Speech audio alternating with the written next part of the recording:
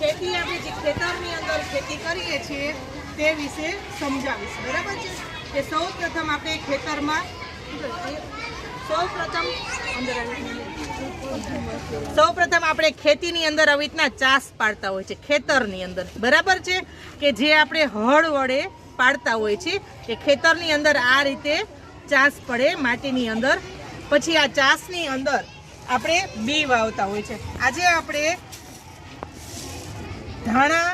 ધાણાની ખેતી, પછી આ છે આપણે મરચાની ખેતી, કારેલાની ખેતી અને મેથીની, બરાબર છે? આપણે આ 4 ખેતી વિશે જાણશું. સૌ પ્રથમ આપણે ધાણાના થોડાક બી લઈ, જે અહીંયા આપણે ચાસ પાડ્યા છે એ ચાસની અંદર થોડાક બી આપણે નાખશું, બરાબર છે? થોડાક અંતરે આ રીતે આપણે બી નાખશું. પછી જ્યાં આપણે બી નાખ્યા છે તેના ઉપર પાછી આપણે માટી ઢાંકી દઈએ અને પછી તેના ઉપર આપણે થોડુંક પાણી પીવડાવશું.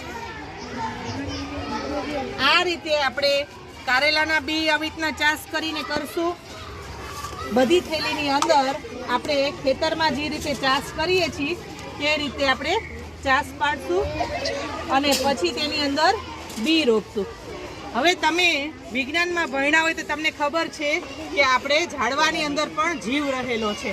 આપણે વાત કરતા હોય એટલે કાંઈ પણ આપણે કાર્ય કરીએ તો ભગવાનનું નામ લઈને આપણે કાર્ય કરવાનું, બરાબર છે? કારણ કે ઝાડવામાં પણ જીવ છે એનો આગળ, બરાબર છે? કે એ ઉગશે એ રીતે, બરાબર છે? એટલે જે રીતે આપણે તો આજે આપણે પહેલા વહેલા જ્યારે બી અંદર નાખીએ ત્યારે બધાય સાથે શ્લોક બોલશે.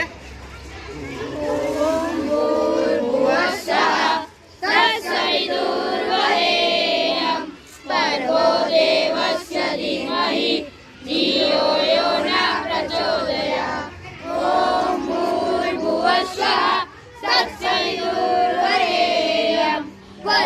દેવસ્ય ધીમહિ ધિયો યો